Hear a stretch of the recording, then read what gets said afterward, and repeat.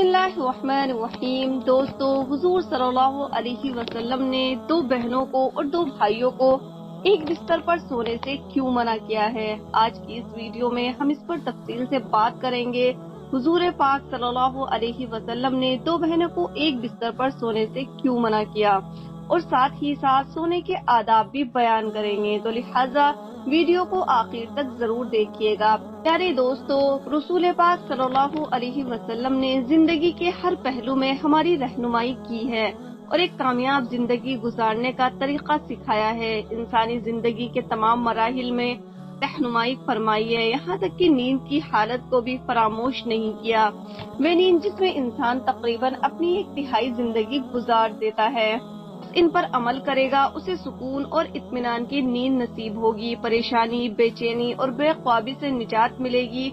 सोने के आदाब में से एक अदब ये है कि जल्द से जल्द सोए और बगैर जरूरत के जागने से परहेज करे। हजरत अबू बरज़ा असलमी से रिवायत है कि रसूल खुदा सल्लल्लाहु अलैहि वसल्लम इशा से पहले सोने को और इशा के बाद बातचीत करने को नापसंद करते थे। सोने का दूसरा अदब ये है कि इंसान दाएं करवट पर सोए, क्योंकि नबी पाक सल्लल्लाहु अलैहि वसल्लम दाईं करवट पर सोया करते थे और उसका हुक्म भी इरशाद फरमाया है।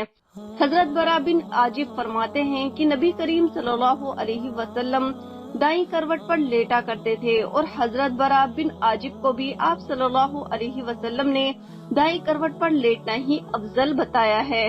दाईं करवट पर लेटना ही अफजल है, चाहे किबला की तरफ मुंह हो जाए या पेट, या किबला दाएं हो या बाएं, दाएं करवट पर ही लेटना चाहिए, क्योंकि नबी पाक सल्लल्लाहु अलैहि वसल्लम ने इसी का हुक्म फरमाया है। तीसरा अदब यह है कि इंसान लेटते वक्त दाएं हाथ को दाएं रुखसार के नीचे रख ले। हजरत अबू हुरैरा से रिवायत है कि उन्होंने बयान किया कि हुजूर पाक सल्लल्लाहु अलैहि वसल्लम ने फरमाया है कि जब तुम में से कोई शख्स अपने बिस्तर पर आ जाए तो अपना बिस्तर झाड़ ले, इसलिए कि वह नहीं जानता कि क्या चीज उसकी गैर मौजूदगी में उसमें दाखिल हो गई है। सोने से पहले हाथ और मुंह में गोश्त या चर्बी वगैरह का असर या महक हो तो इसको धो लेना चाहिए। गोश्त या चर्बी की महक या उसका असर मौजूद हो और उसे धोए बगैर सो गया, फिर उसे कोई मुसीबत पहुंची तो उसे चाहिए कि वह अपने आप को ही मलामत करे। सोने से पहले खाने पीने के बर्तनों को ढांप देना चाहिए। सोने से पहले खाने पीने के बर्तनों को बिस्मिल्लाह कहकर ढांपे। अगर कोई चीज ना मिले तो कम से कम एक लकड़ी ही बिस्मिल्लाह कहकर उन पर रख दे, इसलिए कि शैतान बंद दरवाजों को और ढके हुए बर्तनों को नहीं खोलता। सोने से पहले आग और चिराग बुझा दें। हजरत जाबिर बिन अब्दुल्लाह से रिवायत है कि रसूलुल्लाह सल्लल्लाहु अलैहि वसल्लम ने फरमाया, रात में जब तुम सोने जाओ तो चिराग बुझा दो और दरवाजे बंद कर दो। हजरत अब्दुल्ला इब्ने उमर फरमाते हैं कि रहमत आलम सल्लल्लाहु अलैहि वसल्लम ने फरमाया, सोते वक्त अपने घरों में आग को जलते हुए ना छोड़ो। एक और रिवायत में है कि चिराग बुझा दो, क्योंकि बसा औकात चूहा चिराग की बत्ती को भड़का कर घर वालों को जला डालता है। ऐसी छत पर सोना मना है जिसके चारों तरफ कोई आड़ ना हो जो गिरने पड़ने से रोक सके। रसूल खुदा सल्लल्लाहु अलैहि वसल्लम ने फरमाया कि जो शख्स कोई छत पर सोए जिसके अतराफ कोई आड़ ना हो और वे ऊपर से गिरकर मर जाए या उसे कोई नुकसान पहुंचे तो वह अल्लाह की जिम्मेदारी से बरी है। दोस्तों, ये थे कुछ सोने के आदाब जिनको बयान करना मैंने जरूरी समझा। अब हम अपने मौजू की तरफ आते हैं कि हुजूर पाक सल्लल्लाहु अलैहि वसल्लम ने दो भाइयों या बहनों को एक बिस्तर पर सोने से क्यों मना किया है। दोस्तों, इस्लाम इंतहाई साफ सुथरा और पाकीज़ा दीन है। इसके अहकाम इंतहाई उम्दा, तक़वा, खौफ बारी ताला और पाकीज़गी पर मबनी है। इस्लाम जहां ज़ाहिरी गंदगी से बचने की तलक़ीन करता है, उसके साथ साथ ऐसे इंतजाम भी इंसानों को देता है जिससे हर फर्द की रूहानी तरबियत भी होती है। इस्लाम ने वालिदैन के लिए जहां उन्हें खुद गुनाह के कामों से बचने की तलक़ीन की है, वहां पर उनके बच्चों के लिए भी हुक्म सादिर फरमाया है। हजरत अब्दुल्लाह बिन अमर बयान करते हैं कि नबी पाक सल्लल्लाहु अलैहि वसल्लम ने इरशाद फरमाया, जब तुम्हारे बच्चे 7 साल के हो जाएं तो उन्हें नमाज पढ़ने का हुक्म दे और जब 10 साल के हो जाएं तो उन्हें नमाज न पढ़ने पर मारे। इसका मतलब ये है कि उनके सोने की जगह अलग अलग बनाओ, इसलिए कि जब वो 10 साल को पहुंचते हैं तो बलूगत की अदना حد تک قریب ہو جاتے ہیں، ان کی شہوت زیادہ ہو جاتی ہے اور ان پر فساد و خرابی کا ڈر ہوتا ہے۔ یہ اس بات پر دلالت ہے کہ اولاد کے ولی پر واجب ہے کہ بچے جب 10 سال کی عمر کو پہنچ جائیں تو وہ بچوں کے درمیان سونے کی جگہوں میں تفریق کر دے، اگرچہ وہ بھائی ہی کیوں نہ ہوں۔ حضور پاک صلی اللہ علیہ وسلم نے بچوں کو علیحدہ بستروں پر سلانے کا جو حکم آج سے 1400 سال پہلے دیا تھا، آج کی ترقی یافتہ میڈیکل سائنس اور جنسیات کے ماہرین نہ صرف اس کو تسلیم کرتے ہیں بلکہ اس پر زور دیتے ہیں، اس کے فائدے گنواتے ہیں اور اس سے لاپرواہی برتنے پر برے انجام سے ڈراتے ہیں۔ کتاب اپنے بچوں کو جنسیات سے آگاہ کرو، جس کو انجمن معائنہ اطفال امریکہ نے تیار کیا ہے، کہتے ہیں کہ ضروری ہے کہ بچوں کو ایک بستر پر نہ سونے دیا جائے، اور بہتر تو یہ ہے کہ انہیں ایک کمرے میں بھی نہ سلایا جائے اور ان کے بستروں کو جدا اور الگ کر دے۔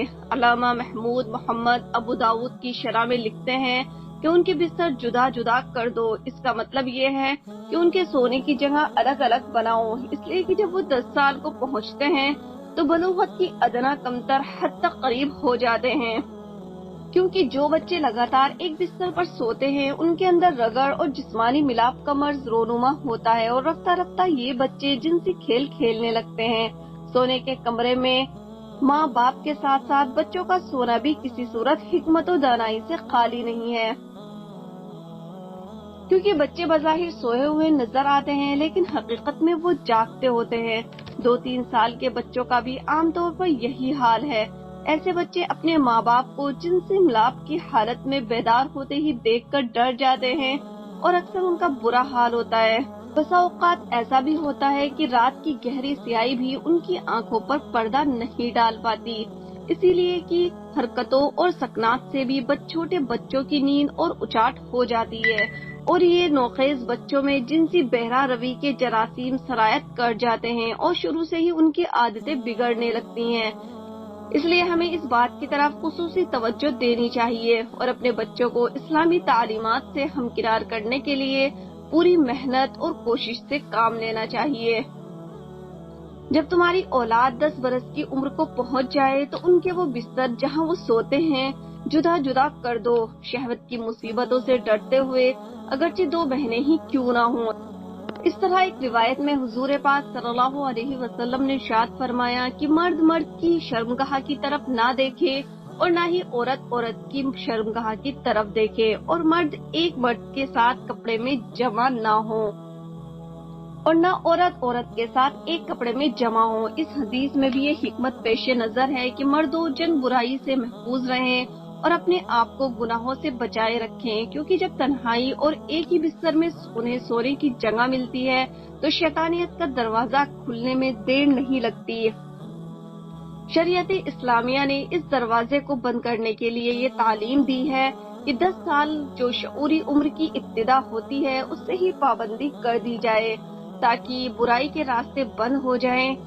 ان عوارض کی کڑیوں کو ہم نہایت آسانی کے ساتھ بستر علیحدہ کرنے کی صورت میں جوڑ سکتے ہیں، جس میں بچے ماں باپ کے ساتھ ایک کمرے میں سوتے ہیں اور ان کی حرکتوں سے متاثر ہوتے ہیں، جبکہ شریعت اور عقل کی روح سے اس کی سخت ممانعت وارد ہوئی ہے۔